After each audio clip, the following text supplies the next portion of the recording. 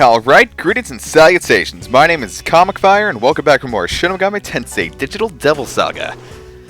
In the last episode, we thwarted human Beelzebub, and in this episode, we're going back to Manipura. Yeah, you never thought we'd come back here, huh? Well, the post-game gives... well, not post-game, but the optional bosses give new life to beginning areas.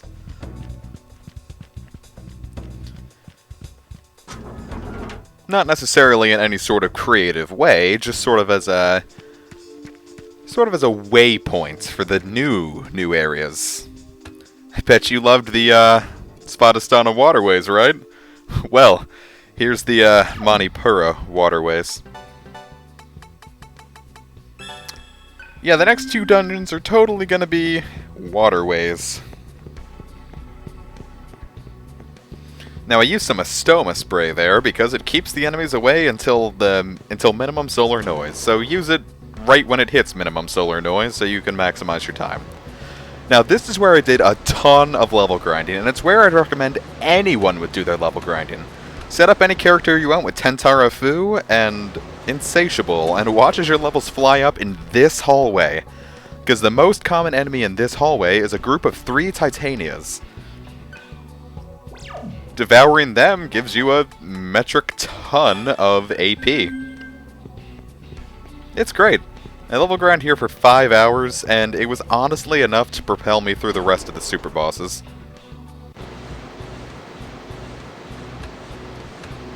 I used the magic reeds to amp up the encounter rate to speed up the process. It's fun. I had a good time with it.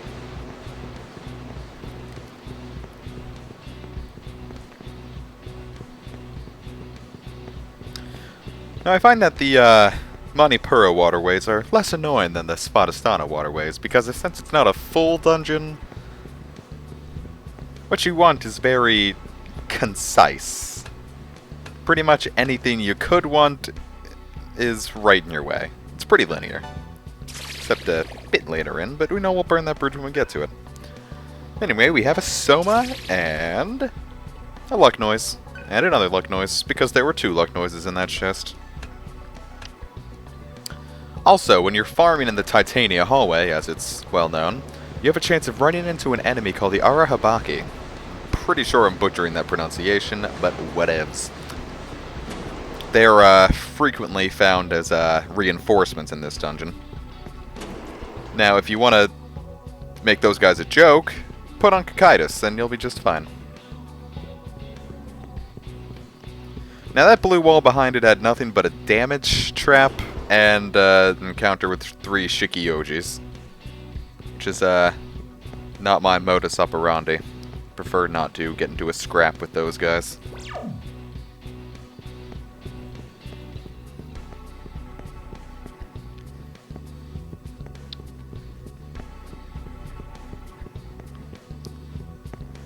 Mostly because I don't know what their weakness is, and they're big and tall and scary.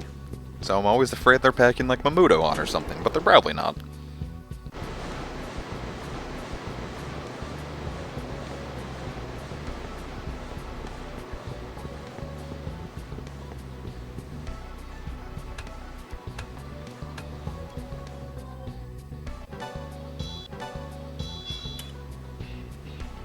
Get a charm shot.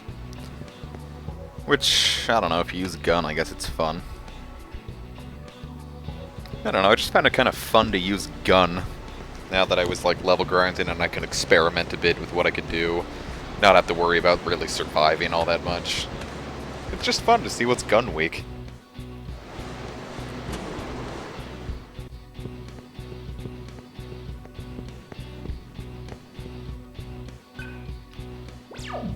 Now, the Astoma spray doesn't usually work that well. I didn't run into a single encounter in that whole time, but it just lowers the encounter rate. It doesn't eliminate it. Similarly, the magic reed just raises the encounter rate. It's not every step. Oh, new battle.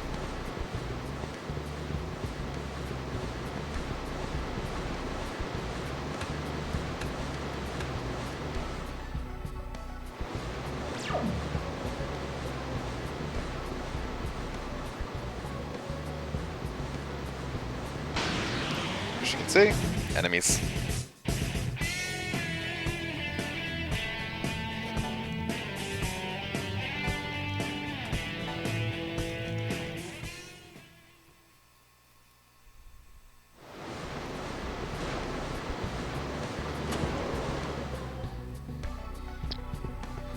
Now this is where the dungeon gets a slight trickier. I say slight mostly because, or maybe not yet. At least we're about to get to the part where it's a bit trickier.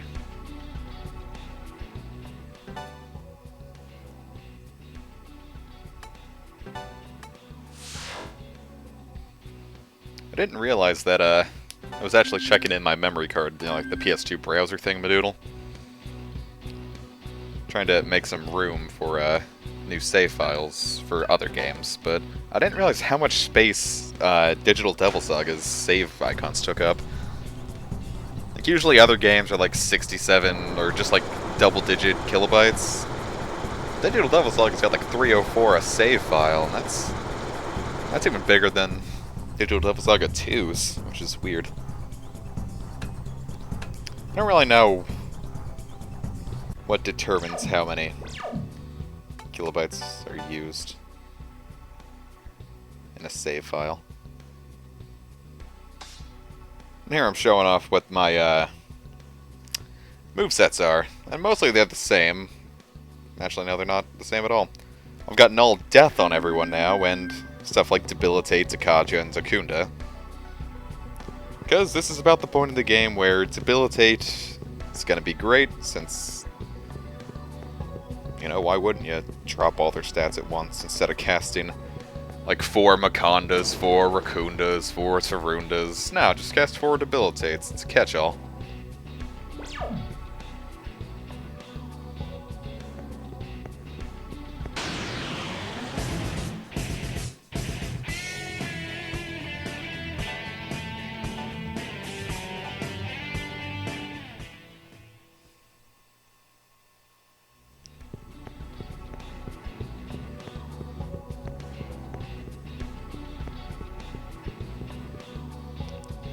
Now you can get into the waterways with just the yellow ring, but if you want to do everything in these waterways, you're going to need all 3 rings.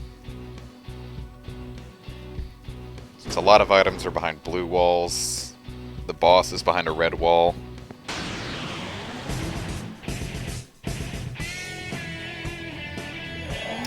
This scared me. Especially with the Dormina Calm Death strategy they've got going on. The very fact that they could rage up all they wanted and just spam Dormina and Calm Death until I was dead kind of scared me. And here's the Revival Orb in action! It's like a revival gem, but it's totally reusable. But it's 600,000 Maka, so I'm gonna be spending a lot of time cash grinding. Titania Hallway is also probably the best place to get Maka, because the 3 Titanias themselves are worth 45,000 Maka, but once you hit a certain threshold of levels, it goes down to 33,000 Maka, but really, there's still no better consistent source of Maka in the game. Some of the optional bosses give out a ton of Maka, but you can't fight those bosses over and over again.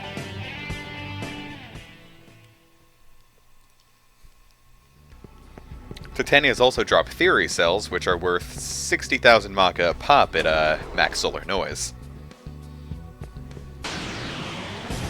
And the Aruhabakis that might show up also drop Logic Cells, which are worth 192,000.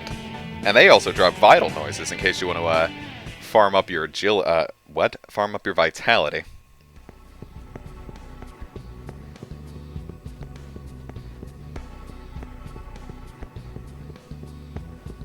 To think of it, did we ever find any noises for agility?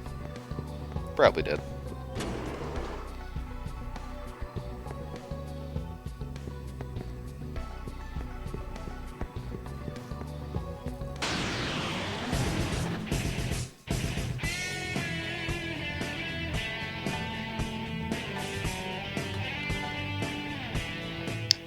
course, I don't really know what I think agility just helps your evasion.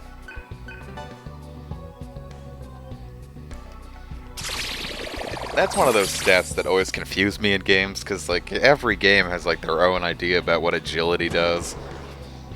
Sometimes it's speed. Sometimes it's like how fast your ATB gauge fills up in those games.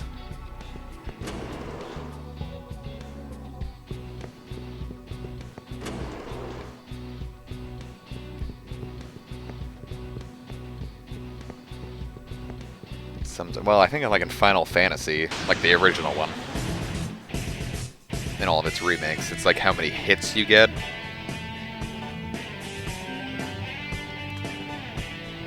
Like the higher your agility, or like if you use the fast or haste spell, depending on what translation it is, like NES or iPhone or PSP or whatever, it like doubles the amount of hits you get.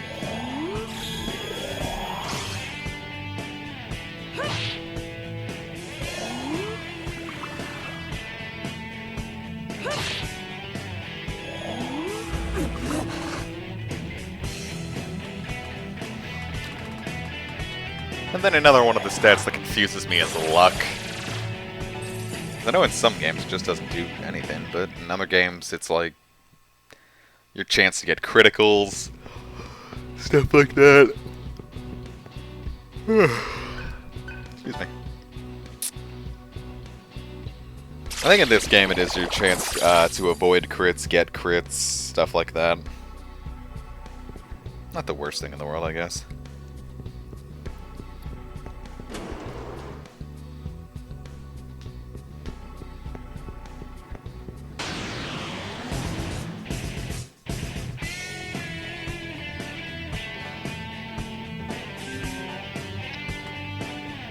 Quick escape is still nice.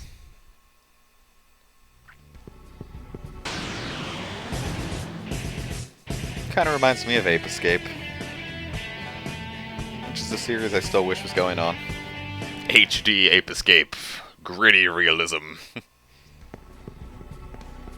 It's like gorillas and stuff.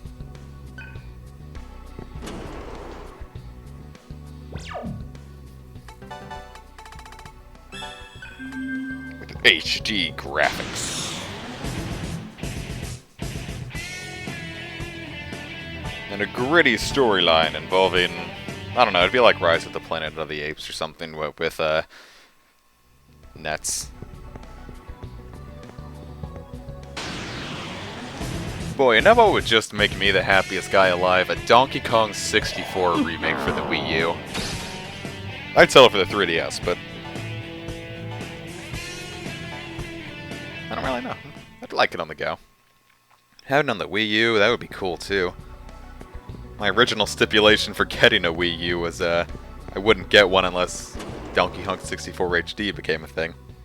Instead we got stupid Donkey Kong Country Tropical Freeze. I can talk a lot about how much I don't like Donkey Kong Country. In fact, I'm of the firm belief that DK64 is the only good Donkey Kong game. Not counting like the arcade stuff.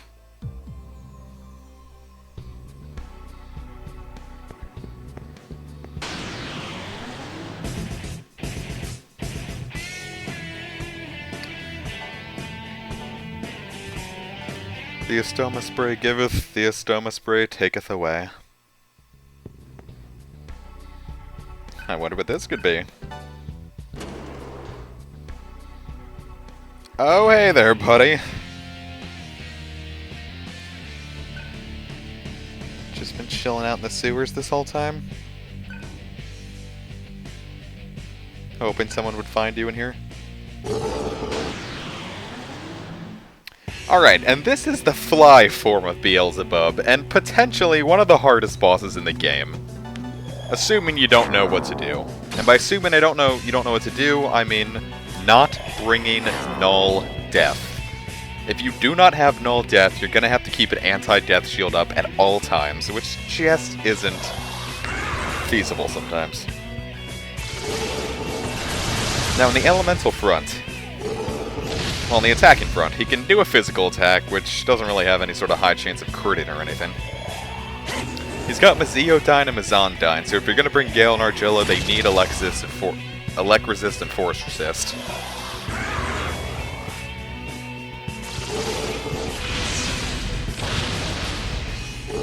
course, he's got Sakaja and Takunda, like most bosses do, but he's kind of lax on using them.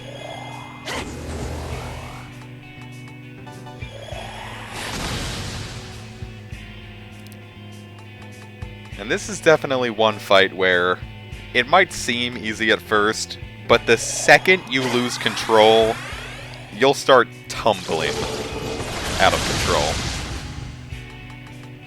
Certain combinations are deadly with this guy, like combinations that he has. And if you lose control, you're going to be really hard-pressed to get it back. Thankfully, there's a large Karma terminal right outside of this fight.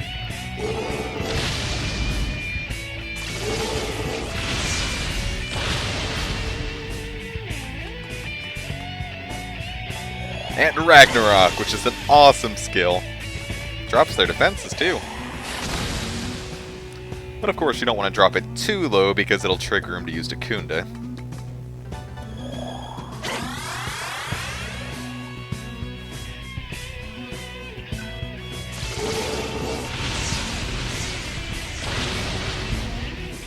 Good job.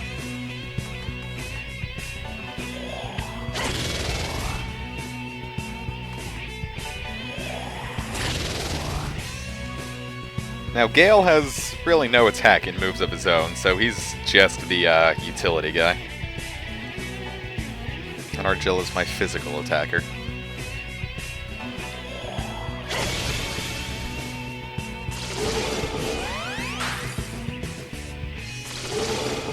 Now we're in trouble. Now, on the resistance front, Beelzebub is weak to the same, well, he nulls the same stuff as he did before. The only things you can hit him with are Physical, Fire, and Almighty.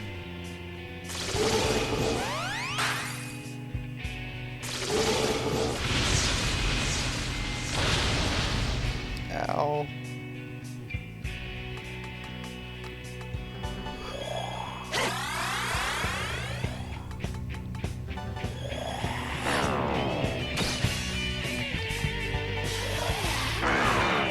Even if he does just Takunda right away, it's better to have him waste a turn on Takunda. Because you can always just reset your debuffs. You probably have plenty of Somas by this point, so if you have to use one, no biggie.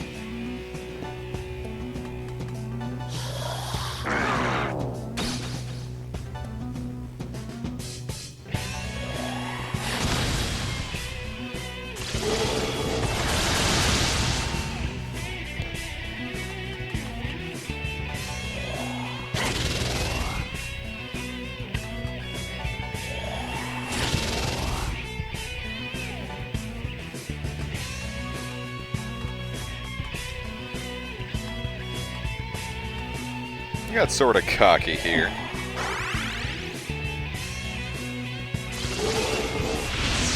Of course, he's not even using his big combination, so I figured, what do I have to lose? Let's just keep popping off that good power. Though he's eating like quadruple digit damage like it's nothing.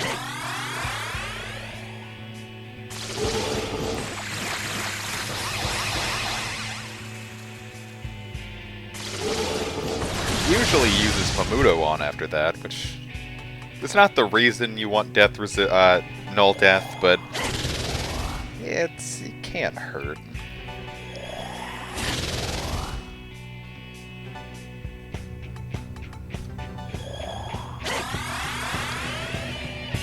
Here's the big combo.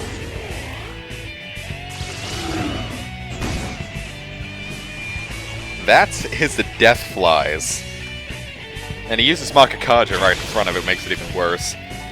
I think it's strong as, or a bit stronger than a Megiddo Leon. I can't tell for sure. But the kicker is, anything that is not totally immune to death will die instantly from it. Anything that is immune to death will take heavy almighty damage. So, you know, pick your poison. Get hit around, or die. If you don't have null death, Death Flies will ruin your team unless you have an anti-death shield on.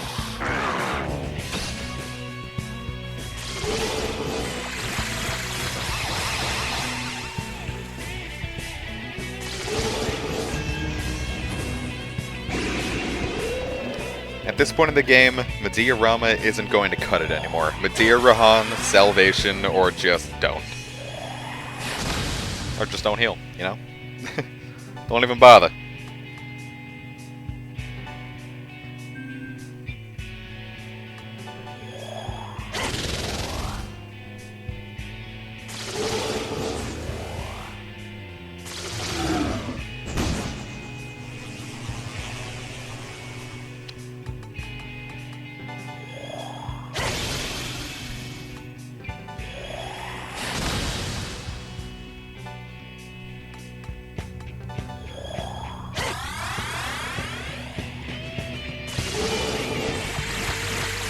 Like you can feel the urge to want to get cocky and just kill him quickly, but play it safe.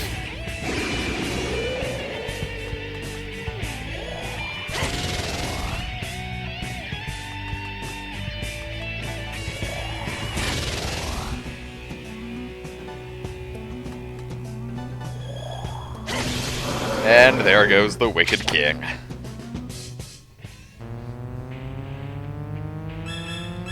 $300,000 Maka.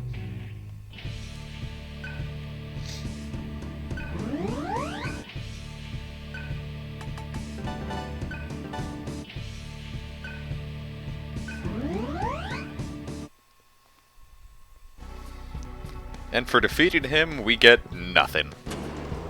Except for that Soma. Mostly, Beelzebub is just a... if anything, just a speed bump on the way to our true objective in the waterways. Should probably have taken an allergy pill.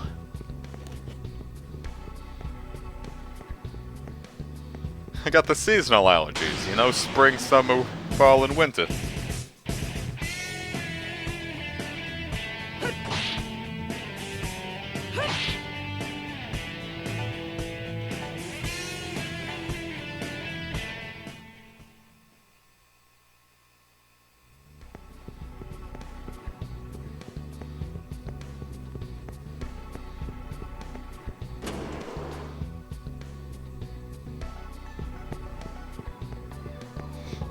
And come on, Astoma Spray, just hold out for a little longer. Excellent. Now you never have to set foot in these waterways again. Now we're back in Muladhara.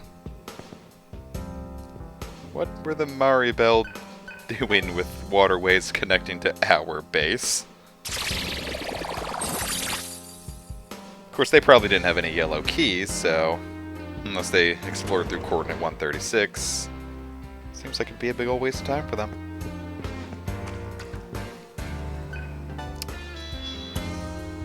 And we get the Tyrant Skull, which is Beelzebub's big thing, so now we can get his mantra. We get the Magatama, which is the strongest ammo in the game. And we get a Murder Rock, which is useless because we have the Al-Azif.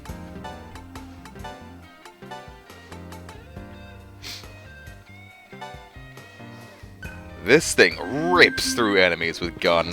When you have this, using gun is a lot more fun. You can rip through a Moakanes like they're nothing.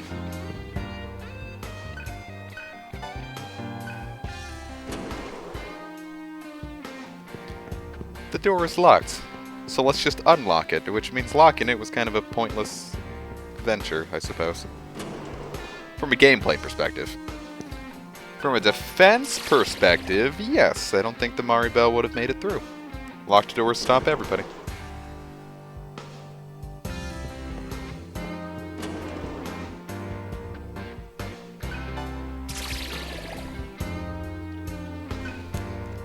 It's just cool, like all this stuff was under Muladhara, and I wonder if Surf even knew it was here. Or if all this stuff was here before Surf even was. Like if you read Quantum Devil Saga, you know. Sort of just came upon Muladhara, he didn't make it himself.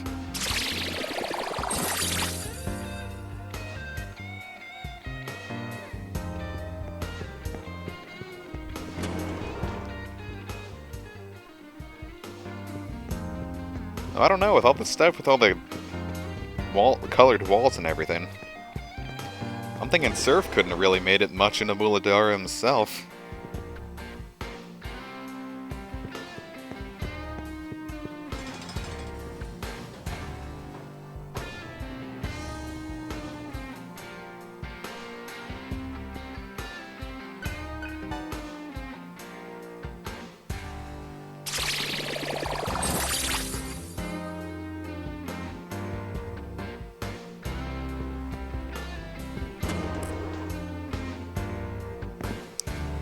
Let's see, we have Svadhisthana connecting to Ajna, which means that the vanguards were connected to the Brutes. Manipura connecting to Muladhara, which means the Maribel were connected to the Embryon. So I guess it would make sense if Anahata had a waterway connecting it to Vishuddha, which means the Solids were connected to the Wolves. Of course, that's not true, because Vishuddha is not in the game. Vishuddha gone there, I've made that joke before. And I don't know why it wasn't. Instead of going through Manipura twice, I wish we'd gone through, just Vishuddha once.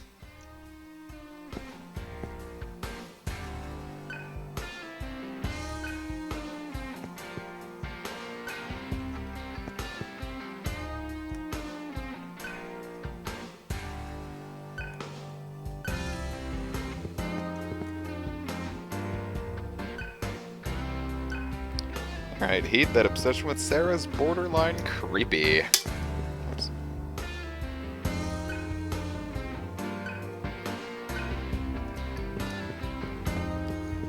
Now let's walk all the way back down and get to that treasure block that's been taunting me since the beginning of the game. Because now we can finally do it. At first I just assumed it was a lost cause and I'd never get it, the first time I played the game. Sort of like in Conker's Bad Fur Day, that one chocolate bar that's stuck in an unreachable area. And the developers just put it there as a good old giggle.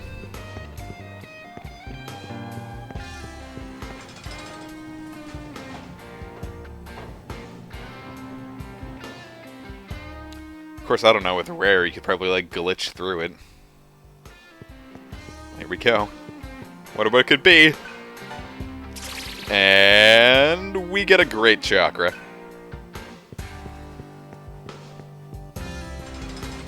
So the most disappointing reward? No, great chakras are great.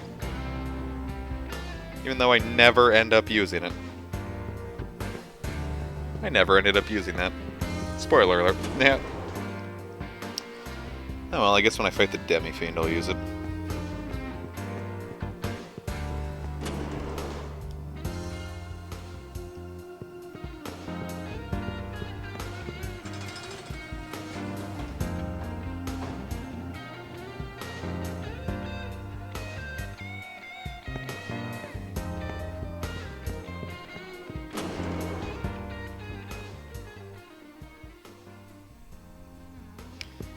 Alright, now let's get to a Karma Terminal and check out what that Tyrant Skull gives us.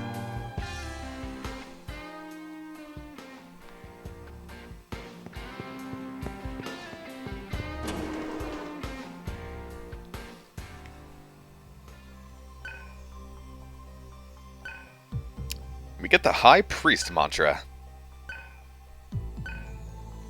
Let's take a look-see.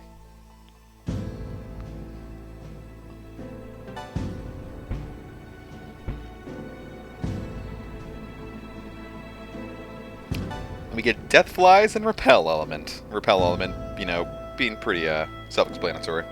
I'll see you guys next time.